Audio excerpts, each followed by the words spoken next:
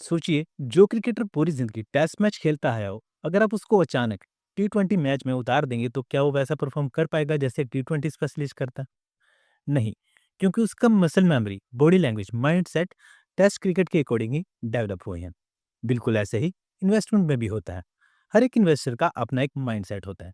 अगर आप एक एफडी में इन्वेस्ट करने वाले बंदे को ट्रेडिंग स्क्रीन के सामने बिठा देंगे, जहां सेकंडों में पैसा ऊपर नीचे होता है, तो वो तो बिल्कुल घबरा जाएगा और पैनिक में आकर सेल कर देगा। इसलिए नहीं कि ट्रेडिंग गलत है, बल्कि इसलिए क्योंकि वो उस गेम के लिए भी तैयार ही नहीं था। इसलिए 2026 में इन्वेस्ट करना सिर्फ रिटर्न्स का गेम नहीं है, बल्कि आपको अपने अकॉर्डिंग सही एसेट्स में, सही कैटेगरी में इन्वेस्ट करना ही बहुत ज़रूरी है, ताकि आप अपने पैसों के साथ समझ से डिसीजंस ले पाए। क्योंकि देखिए, कोई सेफ्टी चाहता है, कोई बैलेंस चाहता है और कोई ग्रोथ के लिए पैसों का रिस्क लेने को तैयार है। लेकिन अगर गलत बंदे ने गलत कैटेगरी में इन्वेस्ट किया, तो फिर बाद में उसे रिग्रेट होता है।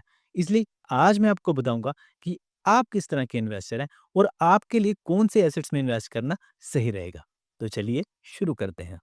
तो आपको बता दें कि इन्वेस्टर्स की भी 3 कैटेगरी होती है और सबसे पहले कैटेगरी में आते हैं शांति पसंद इन्वेस्टर। ये वो लोग होते हैं जो बोलते हैं कि मेरा पैसा एकदम सेफ रहना चाहिए, रिटर्न्स फिर आप भले ही इन्हें थोड़ी-सी कम भी दे दो।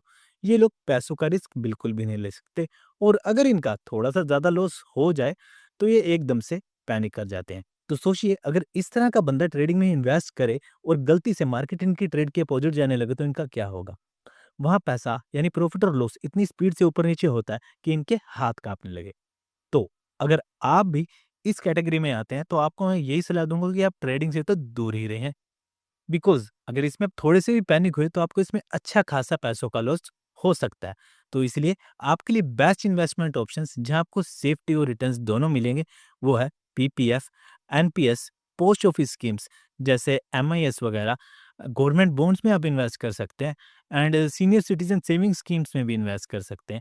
इन सभी स्कीम्स में आपको 6 से 9% के रिटर्न्स मिलते हैं और रिस्क भी ऑलमोस्ट ना के बराबर है, बिकॉज ये सभी इन्वेस्टमेंट ऑप्शंस गवर्नमेंट के अंडर आते हैं। तो आपका पैसा बिल्कुल सिक्योर रहता है। ये सभी ऑप्शंस पेरेंट्स, रिटायरीज या जिनको मनी सेफ्टी सबसे इंपॉर्टेंट लगता है उनके लिए बेस्ट है। इस कैटेगरी के ऑप्शंस में इन्वेस्ट करने से मनी तो अच्छे से सेव हो जाती है और फाइनेंशियल प्लानिंग भी अच्छी हो जाती है, बट बहुत ज्यादा पैसा नहीं बन पाता है। लेकिन फिर भी अगर आप जानना चाहते हैं कि आपको पीपीएफ में कैसे इन्वेस्ट करना है या एनपीएस में आप कैसे इन्वेस्ट कर सकते हैं या फिर पोस्ट ऑफिस में कैसे इन्वेस्ट करना है, तो इन सभी टॉपिक्स पे हमने सेपरेट वीडियो ऑलरेडी बनाई हुई है अपने चैनल पर। तो जिसे आप जाकर देख सकते हैं। मैं वीडियोस का लिंक भी आपको डिस्क्रिप्शन में दे दूंगा एंड हाँ, चैनल को भी अभी सब्सक्राइब कर देना। और इससे ज्यादा पैसा बनाने के लिए आते हैं हमारे सेकंड कैटेगरी के इन्वेस्टर्स या फिर कहें बैलेंस इन्वेस्टर्स। ये लोग समझते हैं कि इन्फ्लेशन हर साल बढ़ रही है तो सिर्फ एफडी से इन्वेस्ट करने में काम नहीं चलेगा। वहीं इन्हें ये नहीं पता होता कि कहाँ और कैसे इन्वेस्ट करना है। इसलिए इनका कहना होता है कि भाई, हमसे पैसा ले लो और हम रिस्क भी ले लेंगे, पर हमें रिटर्न्स भी अच्छी चाहिए। तो अगर आप भी इसी नेचर के हैं तो आपके लिए इन्वेस्टमेंट्स ऑप्शंस जो बिल्कुल सही रहेंगे, वो है म्यूचुअल फंड्स, स्पेशली लार्ज और flexi cap funds, index funds. SGB में आप इन्वेस्ट कर सकते हैं, ईटीएफ्स में इन्वेस्ट कर सकते हैं और राइट्स यानी रियल एस्टेट इन्वेस्टमेंट ट्रस्ट और इंफ्रास्ट्रक्चर इन्वेस्टमेंट ट्रस्ट में भी इन्वेस्ट कर सकते हैं। इन सभी ऑप्शंस में आपको 10 से 16% के रिटर्न्स मिलते हैं। वेल, इन सभी ऑप्शंस में थोड़ा बहुत रिस्क तो रहता है, क्योंकि सभी ऑप्शंस डायरेक्टली और इनडायरेक्टली शेयर मार्केट में ही इन्वेस्ट कर रहे होते हैं, तो मार्केट रिस्क तो है। बट हाँ, इनमें इन्वेस्ट करने के लिए आपको शेयर मार्केट की कोई डीप नॉलेज लेने की जरूरत ही नहीं है। ये ऑप्शंस सैलरीड लोगों या थोड़ा बहुत रिस्क टेकर्स जो यंग हैं या फिर लॉन्ग टर्म इन्वेस्ट करना चाहते हैं, उन सभी के लिए अच्छे हैं। इन केस अगर आपको नहीं पता कि लार्ज कैप और फ्लैक्सी कैप म्यूचुअल फंड्स क्या होते हैं, ये एसजीबी क्या होते हैं, गोल्ड में, रियल एस्टेट में और इंफ्रास्ट्रक्चर में, इन सभी में कैसे इन्वेस्ट करना है, तो इन सभी टॉपिक्स को हमने सेपरेटली कवर किया हुआ है और एक सेपरेट अच्छी वीडियो बनाई हुई है इसके ऊपर, जो आप हमारे चैनल पर जाकर देख सकते हैं। और वीडियो का लिंक, इन सभी वीडियोस का लिंक मैं आपको डिस्क्रिप्शन में भी दे दूंगा। इसलिए कह रहा हूँ, चैनल को सब्सक्राइब कर देना और बेल आइकन को भी प्रेस कर देना।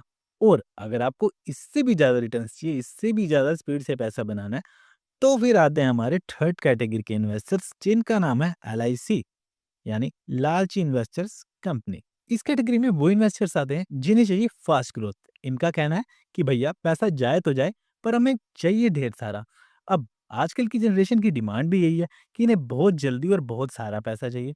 तो अगर आप भी इस कैटेगरी में आते हैं, तो आपको इन्वेस्ट करना चाहिए डायरेक्ट स्टॉक्स में यानी इक्विटीज़ में, या फिर मिड और स्मॉल कैप म्यूचुअल फंड्स में, या फिर क्रिप्टो करेंसी में। लेकिन मैं पर्सनली क्रिप्टो को तो रिकमेंड नहीं करता हूँ।